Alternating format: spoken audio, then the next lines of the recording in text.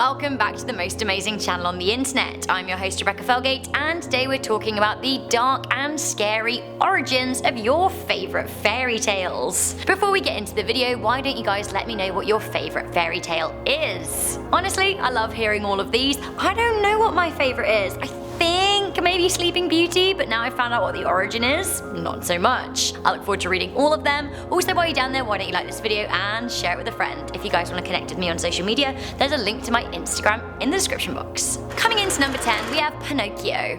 All Pinocchio wants to do is be a real boy, but that is not happening in Carlo Collodi's original version of the tale. In the 1800s version of the tale, Pinocchio kills Jiminy Cricket by throwing a hammer at him. Why? Well, he's angry at the cricket for being a bit of a know-it-all, so he batters him. He doesn't even really feel that bad about it, to be honest. He then falls asleep by the fire and his feet burn off, but it's alright because good old Geppetto builds him some new ones. Then, naughty Pinocchio is hung from a tree and suffocates. The moral of the story? Disobey and die. One way to scare the kids into good behaviour, I guess.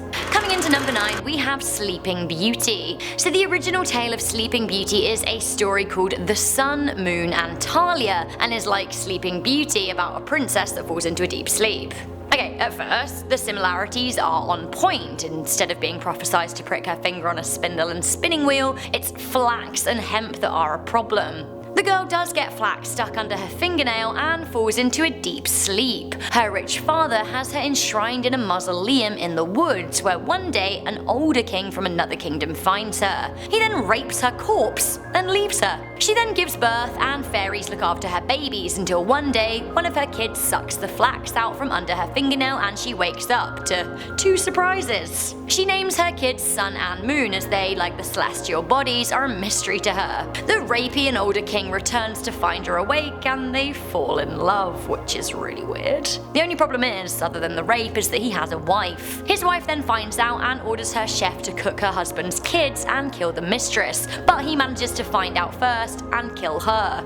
The king, Talia, Sun and Moon live happily ever after. Isn't that nice? Coming into number 8, we have Cinderella. Cinderella is a heartwarming rags to riches tale, and yeah, the version we know today is sad, what with Cinderella being an orphan and everything, but beyond that, Cinders does get a benevolent fairy godmother who helps her deal with her sisters and wicked stepmother. It all works out alright in the end though. That slipper fits and she marries her prince. Okay, sure, but in the origin version, her ghastly sisters chop parts of their own feet off to be able to fit in the slipper.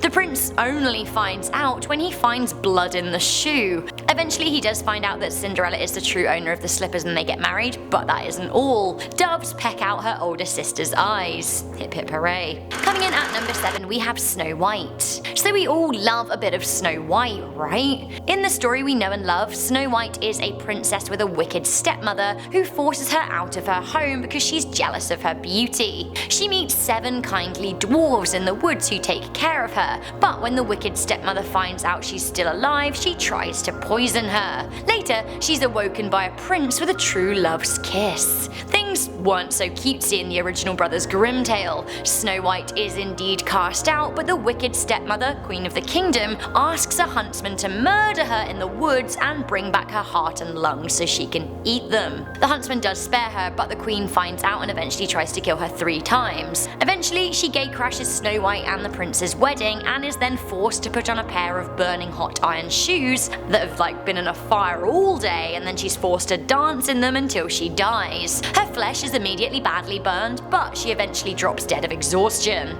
Honestly, that sounds more like the origin story behind the Red Wedding than a beloved fairy tale. Coming into number 6, we have the Goose Girl. I hadn't heard of the Goose Girl, but I hear it's a very popular tale in Germany and Eastern Europe after doing a bit of research. It's a bedtime fairy tale and its origins are the stuff of nightmares. To cut a long story short, in the original tale, a deceitful maid is thrown into a barrel with spikes and rolled around till she dies.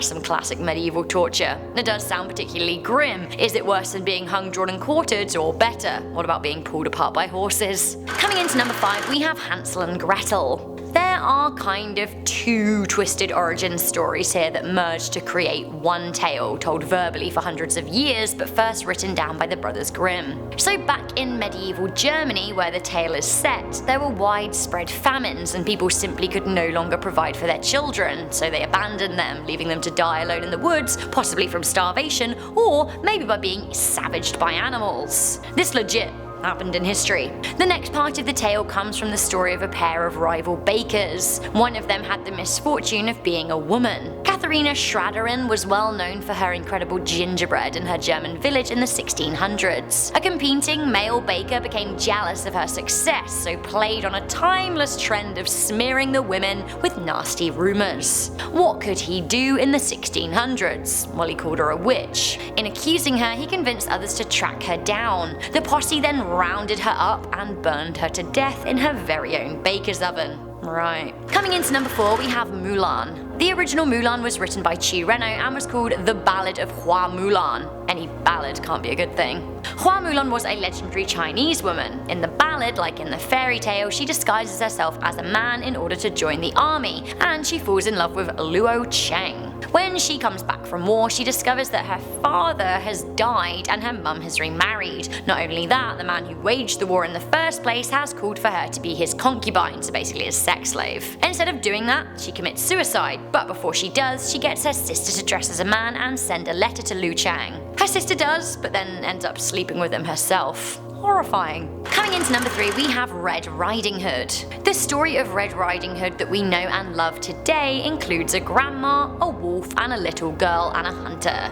Despite a few darker undertones, the story has a happy ending and Red Riding Hood is reunited with her grandma and the big bad wolf is killed. Not so much in the original, however. In the earliest versions, which were said to originate in Italy and were said to be named things like the story of grandmother or false grandmother, actually things are pretty gnarly. In these early versions, while it was usually a wolf that did the taunting, some actually had vampires or ogres after the little girl.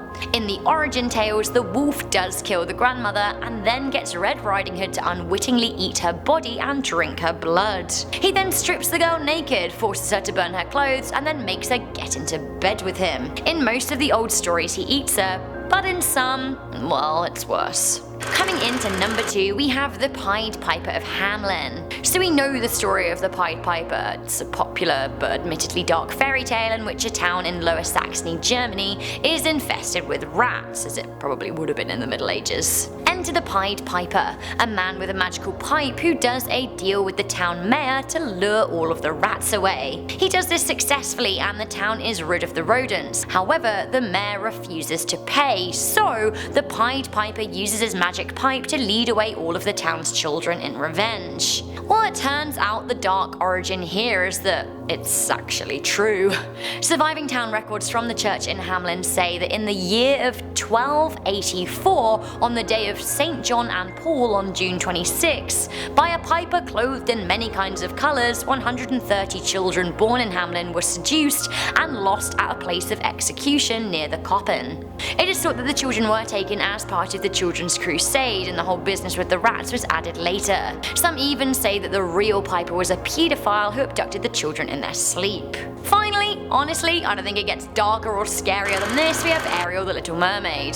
Hands down, the origin story to the Little Mermaid is absolutely horrifying. Hans Christian Andersen's original tale was gruesome. I hope you're ready for it. Instead of a princess mermaid falling in love, exchanging her voice for legs, and marrying a prince to live happily ever after, the origin was fraught with bad decision making and utter heartbreak. The mermaid is indeed a princess and does indeed save the life of a prince she falls for. She also makes a bargain with a sea witch in exchange for legs so she can meet him. Only the original version is much more intense. The sea witch takes the mermaid's tongue and gives her legs. Every time she walks though, she feels the pain of walking on knives and sticking her leg through swords. Unfortunately, this has the effect of making her feet bleed regularly. She's told if she doesn't secure the love of a prince, she will die. She meets the prince who asks her to dance for him, which she does even though it causes her pure and utter agony. He then falls in love with someone else, breaking her heart.